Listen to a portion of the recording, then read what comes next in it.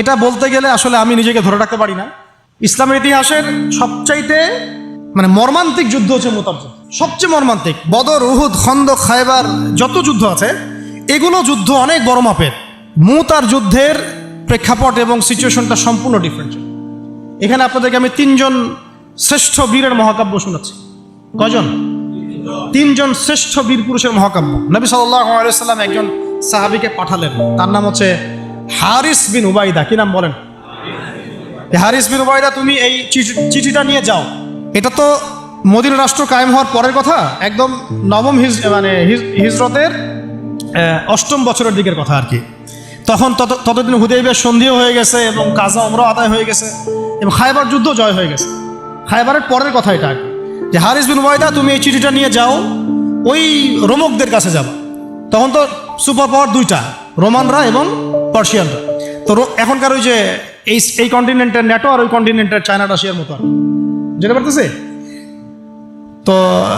তো সে গেল ওখানে। সুরাহবিল আল গাসসানি একজন শাসক ছিলেন ওইখানকার সিরিয়ার। তো সে ওই চিঠিটা দেখে বলতেছে যে আচ্ছা ঠিক আছে, বসো, দেখি কি করা যায়।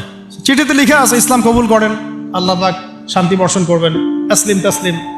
ওই যে নবী সাল্লাল্লাহু আলাইহি ওয়াসাল্লাম চিঠি আছে না একটা রাষ্ট্রপ্রধানদের কাছে, তো সে চিঠি পড়ে উদ্ধত আচরণ। আমি এখানকার আমির, আমাকে ওই মক্কার মেষপালকরা চিঠি পাঠায়, ভাবতে এরকম। কে চিঠি নিয়ে আসছে? যে হারিস বিন উবাইদা। আচ্ছা, ওকে বসাও।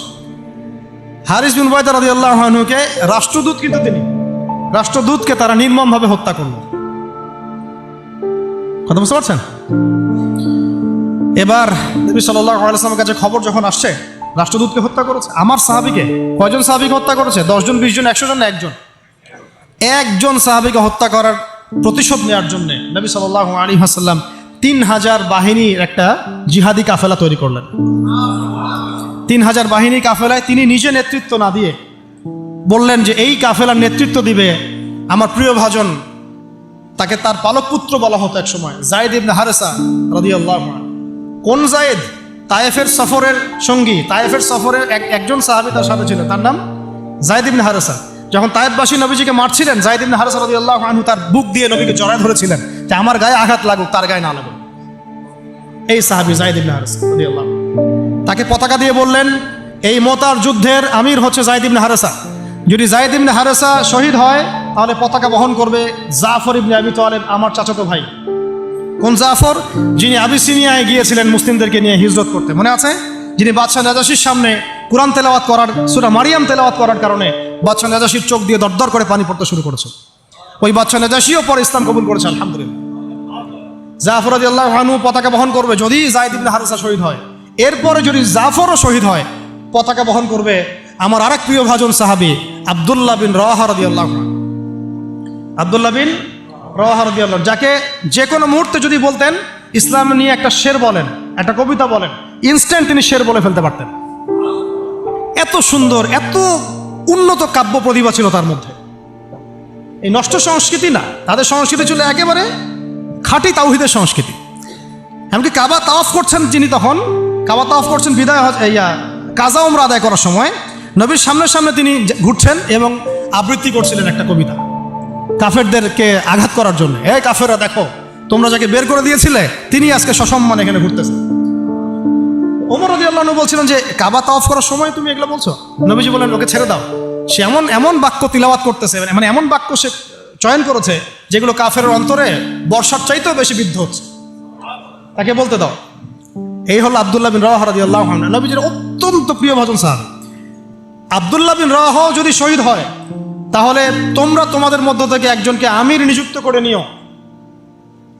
সাহাবীরা বুঝে ফেললেন এই সফরে আমরা 3 জনই শহীদ হতে যাচ্ছি, কারণ একটা সফরে কখনো 3 জন আমিরের প্রয়োজন হয় না, হয় না। এবার তারা গেলেন, তারা কখনো আশাও করেন নাই ওখানে যা দেখবেন। ওখানে গিয়ে দেখলেন যে 1 লক্ষ রোমান সৈন্য সামনে এসে দাঁড়িয়েছে। কত লক্ষ? এবং একেবারে ফুল প্রশিক্ষিত, একদম ফুল আর্মড ফোর্সড। আর এর সাথে তাদের সাহায্যকারী দলেও আছে আরো 1 লক্ষ সৈন্য। মোট কয় লক্ষ? এদিকে কতজন? যুদ্ধ হওয়া সম্ভব? আসলে কি সম্ভব? সম্ভব না। এই যুদ্ধ কিন্তু সম্ভব না। আমরা তো আগে সংখ্যাগরিষ্ঠ হওয়ার কথা চিন্তা করি। কোনো যুদ্ধে ইসলাম সংখ্যাগরিষ্ঠতা দিয়ে জিতে নাই। ইসলাম জিতেছে ইমানের বদৌলতে, শুধু ইমানের বদৌলতে। আমরা সংখ্যা দিয়ে কখনো বিজয় লাভ করতে পারি নাই। এখন এবার সাহাবীরা মাশওয়ারা করতেছেন রাত্রেবেলা, আমরা কি করব? কালকে যুদ্ধ করব, নাকি মদিনায় ফিরে যাব, নাকি রাসূলকে খবর পাঠাবো, নাকি কোনো বিকল্প ফোর্স নিয়ে আসার ব্যবস্থা করব, কি করব? তখন সাহাবী ওই যে বললো আব্দুল্লাহ বিন রাওয়াহা রাদিয়াল্লাহু আনহু দাঁড়ালেন। তরুণ সাহাবী, আপনাদেরকে বলতেছে, তরুণ সাহাবী দাঁড়িয়ে বলছেন যে, হে আমার ভাইয়েরা, আমরা এখানে কি জন্য এসেছি? হয় আমরা এই যুদ্ধ করব, শহীদ হব, না হলে আমরা গাজী হব। আর আপনারা যে বিষয়টাকে ভয় করছেন, আসলে কিন্তু আমরা সেটা পাওয়ার জন্যই এসেছি, তার নাম শাহাদাত। আপনারা যেটাকে ভয় করছেন যে আমরা এখানে গেলে মারা যাব, ওটার জন্যই তো আমরা এত দূরে এসেছি। আমরা গাজী হই অথবা শহীদই হই, আমাদের জন্য আজর আল্লাহর কাছে লেখা থাকবে। তো তার এই মানে এমন ঈমানদীপ্ত ছিল ভাষণটা, আমি তো ওটা বলতে পারলাম না, আরবিতে তিনি বলেছেন। এতে মানে উৎফুল্ল হয়ে বা ইন্সপায়ার্ড হয়ে সাহাবীরা আর দ্বিতীয়বার ভাবলেন না, ঠিক আছে কালকে যুদ্ধ। এবার পরের দিন যুদ্ধ শুরু হল। এটা কি সম্ভব যুদ্ধ? প্রথমে যায়েদ ইবনে হারেসা রাদিয়াল্লাহু আনহু পতাকা নিয়ে ঘোড়া ছুটা আগায় যাচ্ছেন, এবং একটা আঘাতও পিছন থেকে করার সাহস হচ্ছে না তাদের, সব আঘাত তারা সামন থেকে করছেন। এক পর্যায়ে যায়েদ রাদিয়াল্লাহু আনহুর এই মানে গায়ের মধ্যে তারা বর্ষা নিক্ষেপ করে। বর্ষা তো আগেকার বড় বড় বল্লম বর্ষা ছিল, এবং একটা বর্ষা তার গায়ে যখন লাগে তিনি পড়ে যান, এবং এই অবস্থা আস্তে আস্তে তার শাহাদাত হয়। পতাকা পড়তে দেন নাই, পতাকা নিয়ে নিয়েছেন জাফর ইবনে আবি তালিব রাদিয়াল্লাহু আনহু হাতে, এবং জাফর রাদিয়াল্লাহু আনহু যুদ্ধ করতে থাকেন, এত বীর বিক্রমে যুদ্ধ করতে থাকেন যে এক পর্যায়ে তিনি তার নিজের কালো এবং লাল ডোরাকাটা ঘোড়া ছিল, সেই ঘোড়ার পা নিজেই কেটে ফেলেন, যে আমার যেন পালিয়ে যাওয়ার মন না উঠে, ঘোড়া তারা যেন আমার ঘোড়া ইউজ করতে না পারে। সাহাবীরা বলছেন তার শাহাদাতের পরে তার বডির মধ্যে আমরা এরকম 50টা থেকে 60টা এরকম আঘাতের দাগ দেখেছি। একটাও দেহের পিছনে ছিল না, সব সামনে ছিল। যুদ্ধ করতে করতে এক পর্যায়ে তার ডান হাতটা কেটে পড়ে যায়। এরপরে তিনি বাম হাতে পতাকা উঠায় নেন, কাফেররা বাম হাতটাও কেটে ফেলে। এরপরে তিনি বুকের সাথে পতাকাটাকে এইভাবে জড়িয়ে রাখেন, বুকের সাথে পতাকাটাকে এইভাবে জড়িয়ে রাখেন, পতাকা পড়তে দেন নাই। একজন রোমান সৈন্য তাকে আঘাত করে এবং তার দেহটা দ্বিখণ্ডিত হয়ে যায়। এই খবর নবী সাল্লাল্লাহু আলাইহি ওয়াসাল্লাম ওই মদিনায় বসে বসেই পাচ্ছিলেন। তিনি বললেন, এইমাত্র যায়েদ শহীদ হলো, এইমাত্র জাফর শহীদ হলো। একটু তিনি কান্নার ভাব চলে আসলো। একটু পরে নবীজি হেসে দিলেন। সাহাবীরা বলছেন, আপনি হাসছেন কেন ইয়া রাসূলুল্লাহ? তিনি বলছেন যে জাফর এর ডান হাত প্রথমে কেটে গেছে, তারপর বাম হাত কেটে গেছে। আল্লাহ রাব্বুল আলামিন তাকে এই দুইটা কাটা হাতের বিনিময়ে জান্নাতে দুইটা বড় বড় পাখা দিয়েছে। এইটা দিয়ে তিনি জান্নাতে ঘুরে বেড়াচ্ছেন আর ফল খাচ্ছেন। তার নাম হয়ে গেল জাফর আত-তাইয়ার, জাফর আত-তাইয়ার, পাখাওয়ালা। এরপরে পতাকা হাতে নিলেন সেই আব্দুল্লাহ বিন রাওয়াহা রাদিয়াল্লাহু আনহু। তিনিও তো বীর বিক্রমে যুদ্ধ করতে লাগলেন। এক পর্যায়ে তিনি একটু কান্না করেছিলেন। সাহাবীরা বলছেন, আপনি কি ভয় কান্না করতেছেন? জি না, আমি ভয় কান্না করছি না, বরং কোরআনের একটা আয়াত আমার মাথায় আসছে বলে আমি কান্না করছি। সে আয়াতটা ছিল সূরা মারিয়ামের মধ্যে, ওয়াইম মিনকুম ইল্লা ওয়ারিদুহা কানা আলা রাব্বিকা হাতমান মাকদিয়া। একটা আয়াত আছে কোরআনে, সূরা মারিয়াম। এটা হচ্ছে আপনার রবের একেবারে একটা চিরনির্ধারিত একটা বিষয়, যে তোমাদের সবাইকে, আবার বলছি, ওয়াইম মিনকুম ইল্লা ওয়ারিদুহা কানা আলা রাব্বিকা হাতমান মাকদিয়া, মানে তোমাদের সবাইকেই আবশ্যিকভাবে, ম্যান্ডেটরিভাবে এই জান্নাত জাহান্নামের উপর অবস্থিত এই পুলসিরাত পার হতেই হবে। এটা তোমার রবের একটা প্রাচীন একটা মানে স্টেটমেন্ট, এটা তোমাকে করতেই হবে, সবাইকে করতে হবে। এই আয়াতটা মনে হয় আমার কান্না আসতেছে। একজন তাকে একটা হাড্ডিওয়ালা গোশত এনে দিয়েছিল, তিনি সেই গোশতটা খাওয়ার জন্য চেষ্টা করছিলেন, তো পরে একটা কামড় দিয়ে ফেলে দিয়েছেন। তারপরে তিনি ছুটলেন যুদ্ধ করার জন্যে, এবং ওই সময় একটা কবিতা আবৃত্তি করেছেন, হে আমার মন, তোমার নফস হয়তো চাচ্ছে, তুমি হয়তো চাচ্ছ এখান থেকে পালিয়ে যাওয়ার জন্যে, জেনে রাখো সামনে তুমি যা দেখছো এর পিছনেই আছে জান্নাত। শেষমেশ কি জীবন দেখেন, কি ব্যক্তিত্ব, কি ক্যারেক্টার, কেমন গায়রত, কেমন ইজ্জত, কেমন সম্মান, কি জীবন। এরপরে তিনিও শহীদ হলেন, পতাকা হাতে তুলে নিলেন আল্লাহর বীর খালেদ বিন ওয়ালিদ রাদিয়াল্লাহু, তাকে পতাকা দেওয়া হলো। তিনি কিন্তু নতুন মুসলিম হয়েছেন। উহুদের যুদ্ধের যে ক্রাইসিস, এটা কিন্তু তার হাতে। কাজা ওমরা আদায় করতে গিয়ে নবীজি চিঠি লিখে দিয়েছেন, ছোট্ট করে একজনের দ্বারা লিখিয়েছেন যে খালিদকে চিঠিটা পৌঁছে দিও। ওখানে লেখা আছে, খালিদ তুমি যদি কাফেরদের পক্ষ অবলম্বন না করে মুসলিমদের পক্ষ নিতা কতই না ভালো। ঠিক আছে, এই একটা লেখা, একটা চিঠি খালিদ রাদিয়াল্লাহু আনহু একবারে কলিজাটা কাঁপায় ফেলছে। তিনি মক্কা থেকে মদিনায় গিয়ে নিজে ইসলাম কবুল করে আসছেন, এবং নবী সাল্লাল্লাহু আলাইহি ওয়াসাল্লাম তাকে কিন্তু আন্ডারস্টিমেট করেন নাই। তার হাতে উল্টা তরোয়াল উঠাই দিয়ে বলছেন যে আজকে থেকে এই তরোয়াল তোমার, এবং তোমার নাম হচ্ছে সাইফুল্লাহ, তুমি আল্লাহর তরবারি। এরপর থেকে তিনি প্রায় 80-90টা যুদ্ধ করেছেন, সবগুলোতে জয়লাভ করেছেন। ওই খালিদ রাদিয়াল্লাহু আনহু পতাকা তুলে নেন মোতার যুদ্ধে। তারপরে সিরাতের মধ্যে আসছে, তিনি বলছেন নিজের ভাষায় যে ওই দিন আমার হাতে 9টা তরোয়াল ভেঙে গেছে। যুদ্ধ করতে করতে করতে করতে ওই দিন আমার হাতে 9টা তরোয়াল ভেঙে গেছে। তিনি ছিলেন যুদ্ধ কৌশলে অত্যন্ত পারদর্শী, হুটে হাটে কোনো কাজ করতেন, অনেক পারদর্শী। তিনি ডানের সৈন্যকে বামে নিয়ে আসছেন, বামেরটাকে ডানে নিয়ে গেছেন, সামনেটাকে পিছনে নিয়ে আসছেন, পিছনেটাকে সামনে নিয়েছেন। বর্ষা যারা ছিল তাদেরকে পিছনে নিয়ে আসছেন, তীরন্দাজদেরকে সামনে দিয়েছেন, মানে ওদেরকে ভেবা চাকা খাওয়াই দিয়েছেন। যে ওরা মনে করতেছে এরা মনে হয় অনেক, হ্যাঁ এরা মনে হয় আরো বিকল্প ফোর্স নিয়ে আসছে মনে হয়।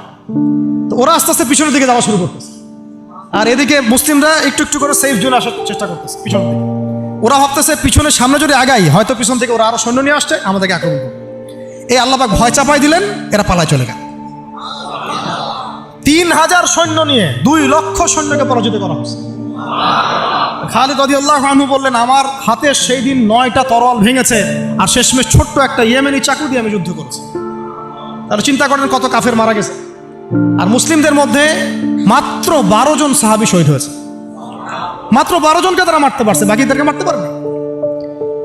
এইগুলো হচ্ছে মহাকাব্য, জাজল্যমান মহাকাব্য, যেগুলো আমাদের এই প্রজন্মকে জানানো উচিত এবং আপনাদের মাথায় থাকা উচিত। প্রত্যেকটা সংগ্রাম, প্রত্যেকটা বিপ্লব, প্রত্যেকটা অভ্যুত্থানের পিছনে যেন থাকে আল্লাহর সন্তুষ্টি, আল্লাহর দিন কায়েমের চেষ্টা, আল্লাহর দিনের খেদমতের চেষ্টা এবং ইনসাফ প্রতিষ্ঠার চেষ্টা, এবং জালেমের বিরুদ্ধে আমাদের অবস্থান সবসময় শক্ত থাকবে ইনশাআল্লাহ। এরকম অনেক ঘটনা আছে, আমি আজকে আর বলার সুযোগ পেলাম না। ইনশাআল্লাহ আরও একদিন আল্লাহ যদি তৌফিক দেন, ইনশাআল্লাহ তাআলা আমি আপনাদের সাথে আবার এগুলো নিয়ে সেশন করবো ইনশাআল্লাহ। তো শেষ করার আগে আমি জাস্ট 2-1টা নাম উচ্চারণ করতেছি। সেটা হচ্ছে আমার খুব পছন্দের একজন ব্যক্তিত্ব, ইমাম হুসাইন রাদিয়াল্লাহু আনহু। নাম মনে আছে না? তার কারবালার মাঠের ঘটনা আপনারা জানেন। এইগুলো মহাকাব্য। তিনি সপরিবারে নিহত হলেন, শেষ পর্যন্ত কিন্তু আত্মসমর্পণ করেন না, করেছেন। তিনি প্রস্তাব দিলেন, আমাকে ছেড়ে দাও, আমি মদিনায় চলে যাই, আমাকে ছেড়ে দাও, আমি মক্কায় চলে যাই, ছেড়ে দাও আমাকে, আমি কোনো সীমান্তে চলে যাই, সেখানে জিহাদ করে শহীদ হই। তারা কিন্তু সুযোগ দেয় নাই। আমাকে বলেন, যারা তাকে আক্রমণ করেছিল তারা কি কালিমা পড়া মুসলমান ছিল না? বলেন, তারা কি কাফের ছিল?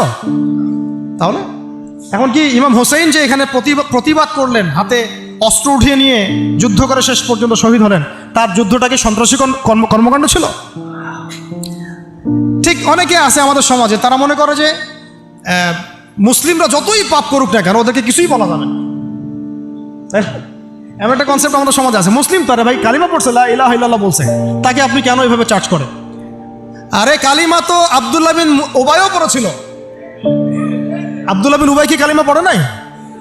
তাহলে কি আপনি তাকে মুমিন বলে গণ্য করবেন? মনে রাখবেন একটা কথা, যাকে তাকে কোনো ক্ষুদ্র বিষয়ে কাফেরও যেমন বলা যাবে না, আবার যাকে তাকে মুসলমানও বলা যাবে না। এটা বুঝতে হবে আমাদেরকে, ঈমান ভঙ্গের কারণগুলো আমাদেরকে শিখতে হবে। যে যাকে তাকে যেমন আমরা তাকফির করবো না, ঠিক একইভাবে যাকে তাকে মুসলমান, পাক্কা মুসলমানও বলা যাবে না। আল্লাহ পাক আমাদেরকে বোঝার তৌফিক দান করেন। ঠিক এইভাবেই উমর রাদিয়াল্লাহু আনহু একদিন ফজরের নামাজে দাঁড়িয়ে কিরাত করছেন, পিছনে এক দাস, এই ফাইরুজ আবু লুলু, একেবারে ধারালো ছুরি দিয়ে উমর রাদিয়াল্লাহু আনহুকে 2-3টা আঘাত করলো। উমর রাদিয়াল্লাহু আনহু শহীদ হলেন। এগুলো মহাকাব্য রচিত হয়েছে, কারণ ইসলামের বীর সিংহদেরকে কেউ আসলে সামন থেকে মারতে পারে নাই। কথা বুঝতে পারছেন? ওইভাবেই চোরাগুপ্তই মারতে হয়েছে। আল্লাহর কসম, উমর রাদিয়াল্লাহু আনহু যে জায়গায় শাহাদত বরণ করছেন ওই জায়গায় আমি দাঁড়াইছিলাম, ওই জায়গাতে আমি দেখে আসছি কোন জায়গায় তাকে শাহাদত বরণ করতেছে। ওখানে ওইসব জায়গাগুলো জিয়ারা করলেও মনের মধ্যে এই চেতনাগুলো জাগ্রত। সুবহানাল্লাহ। আলী ইবনে আবি তালেব কুফার মসজিদে যাচ্ছেন, রাস্তায় এক ব্যক্তি তাকে চোরাগুপ্ত হামলা চালিয়ে তাকে হত্যা করেছে। আল্লাহর বীর সৈন্যদেরকে কেউ সামন থেকে আঘাত করার সুযোগ পায় না। তো এগুলো হচ্ছে মহাকাব্য, জাজল্যমান মহাকাব্য। আরেকজন ব্যক্তির কথা জাস্ট বলে শেষ করে দিচ্ছি, অনেক আছে ভাই, বলতে থাকলে অনেক সময় লাগবে। রাজি একটা জায়গার নাম, ওখান থেকে কিছু লোক আসছে, এসে বলছে ইয়া রাসূলুল্লাহ আপনি আপনার কিছু সাহাবীকে পাঠান, আমরা ইসলাম কবুল করবো। ট্র্যাপ। আপনারা কেউ ভালো করে খেয়াল রাখবেন এগুলা, যে কেউ যখন তখন যাই বলবে হ্যাঁ হ্যাঁ করতে যাবেন না। মানুষের কথার পিছনে, ওদের কাজের পিছনে উদ্দেশ্য বোঝার চেষ্টা করবেন, ঠিক আছে? সবসময় কিন্তু আবেগে ভাসতে হবে না। আমরা কিন্তু এই জায়গায় ভুল করতেছি, অনেক ভুল হচ্ছে মাঝখানে।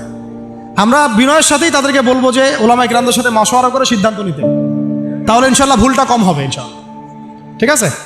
তো নবীজি 10 জনকে পাঠালেন, তারা দাওয়াত তো কবুল করেই নাই, হঠাৎ রাজি নামক জায়গায় তাদেরকে ঘিরে ফেললো। ঘিরে ফেলে 3 নিক্ষেপ করে 10 জন সাহাবী 7 জনকে শহীদ করে ফেললো। ট্র্যাপে। মানে এমনও আছে যে ওয়াজ মাহফিলে ডেকে মানুষ অনেক আলেমদেরকে মানে খারাপ কিছু করে ফেলেছে, হ্যাঁ, এরকম হিস্ট্রি আছে। তো সতর্ক থাকতে হবে, সতর্ক থাকার চেষ্টা করে। এখন 3 জন সাহাবী যুদ্ধ চালিয়ে যাচ্ছেন, তারপরেও তার মধ্যে একজন হচ্ছেন খুবাইব রাদিয়াল্লাহু আনহু। কি নাম বলেন? খুবাইব রাদিয়াল্লাহু আনহু। খুবাইব রাদিয়াল্লাহু আনহুকে এক পর্যায়ে মানে আর কতক্ষণ পারা যায়, 100 জন ঘিরে ফেলছে, আমরা 10 জন, 7 জন শহীদ হয়ে গেছে, 3 জন বাকি আছে, কতক্ষণ পারা যায়? তো তারা বললো যে তোমরা পাহাড় থেকে নেমে আসো, তোমাদেরকে ছেড়ে দিব। 3 জন মাশওয়ারা করছেন, না নামা যাবেন, নামলে কিন্তু ওরা আমাকে ধরে ফেলবে। তারপরে বাধ্য হয়ে এক পর্যায়ে নামতে হয়েছে। নামার সাথে সাথেই একজনকে তারা মেরে ফেলছে, বাকি 2 জনকে তারা মক্কায় বিক্রি করে দিয়েছেন। ওই মক্কার 2 জনের মধ্যে একজন হচ্ছেন খুবাইব রাদিয়াল্লাহু আনহু। কি নাম? খুবাইব রাদিয়াল্লাহু আনহু। আরেকজনের নাম আসিম রাদিয়াল্লাহু আনহু। আসিম রাদিয়াল্লাহু আনহুকেও তারা হত্যা করেছে এবং তার লাশটাকে বিকৃত করার চেষ্টা করেছিল। কিন্তু আসিম রাদিয়াল্লাহু আনহু ওই সময় দোয়া করেছিলেন, আল্লাহ আমার লাশকে কোনো কাফেরের হাতে বিকৃত হতে তুমি দিও না। যুদ্ধ করতে করতে কথাটা বলেছেন, কারণ তিনি বুঝতে পারছেন যে 100 জন ঘিরে ফেলছে। ওদের একটা ট্রেডিশন ছিল লাশ বিকৃত করা, যে আল্লাহ আমার লাশটাকে তুমি কোনো কাফেরের হাতে বিকৃত করতে দিও না। তখন আল্লাহ রাব্বুল আলামিন তার শাহাদাতে পড়ে এক ঝাঁক ভেমরুল পাঠায় দেন, তারা তার গায়ের উপর বসে পড়ে, কোনো কাফের তাকে হাত দিতে পারে না। আল্লাহ পাক এভাবে সাহায্য করেন। আর এদিকে খুবাইব রাদিয়াল্লাহু আনহুকে বিক্রি করে দেওয়া হলো মক্কায়, তাকে জেলখানায় রাখা হচ্ছে। তো খুবাইব রাদিয়াল্লাহু আনহু জেলখানায় বসে আছেন, এটা একটু শুনেন আপনারা। জেলখানায় বসে আছেন, তার খুরের কাজের প্রয়োজন হয়েছে। ছেলেদের প্রয়োজন হয় না? খুরের কাজ তো বুঝতে পারছেন, অ্যাডাল্ট আপনারা। তো খুর চেয়েছেন, একটা খুর, আমাকে একটা খুর দাও। এখন কথা হচ্ছে খুবাইব রাদিয়াল্লাহু আনহু খুর চাইছেন, খুর দেওয়া হয়েছে, তারা খুর দিচ্ছেন। তো খুর কাজ শেষ করার পরে ওই কাফেরদের একটা বাচ্চা, ছোট বাচ্চাটা দৌড়াদৌড়ি করতে গিয়ে ওই জেলখানার ভিতর ঢুকে গেছে, খুবাইব রাদিয়াল্লাহু আনহুর কাছে চলে আসছে। তো খুবাইব রাদিয়াল্লাহু আনহু কিন্তু পারতেন তাকে জিম্মি করে ওখান থেকে বের হইতেন, পারতেন না? তিনি কোলে বসে আদর করতেছেন বাচ্চাটাকে, যার বাচ্চা সে তো আতঙ্কে, এইবার তো অবস্থা খারাপ, আমার বাচ্চাকে মেরে ফেলে তো সমস্যা আছে। তো খুবাইব রাদিয়াল্লাহু আনহু তাকে ছেড়ে দিলেন এবং আল্লাহ পাক ওই জেলখানার মধ্যে আল্লাহর পক্ষ থেকে তাকে আঙ্গুর খাওয়ালেন।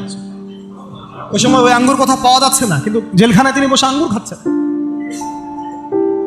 তো কাফেররা বলেছে নিজেরাই যে খুবাইবের চেয়ে শ্রেষ্ঠ কোনো বন্দী আমরা কখনো দেখি না, খুবাইবের চেয়ে শ্রেষ্ঠ কোনো বন্দী আমরা কখনো দেখি নাই। খুবাইব রাদিয়াল্লাহু আনহুকে এরপরে মক্কার বাজারে নিয়ে যাওয়া হয়, একটা গাছের কাছে নিয়ে গিয়ে, শেষ করে দিচ্ছি লাস্ট পয়েন্ট, তাকে শুলদণ্ড দেওয়া হয়। কি দণ্ড? শুলদণ্ড। এটা আপনারা বুঝবেন না, এটা এমন না যে গলায় ফাঁসি দেওয়া। শুলদণ্ড কি একটু সার্চ করে দেখেন। লোহা পিছন দিয়ে মানে শরীরে একটা পাশ দিয়ে ঢুকিয়ে আর একটা পাশ দিয়ে বের করে দেওয়ার নাম শুলদণ্ড। নাউযু বিল্লাহি মিন যালিক, সুবহানাল্লাহ, লা হাওলা ওয়ালা কুওয়াতা ইল্লা বিল্লাহ। কি মানুষ!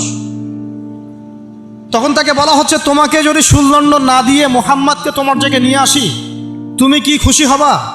তিনি বলছেন, আমার জায়গায় মুহাম্মাদের একটা চুলও যদি বাঁকা হয় আমি সেটাও সহ্য করব।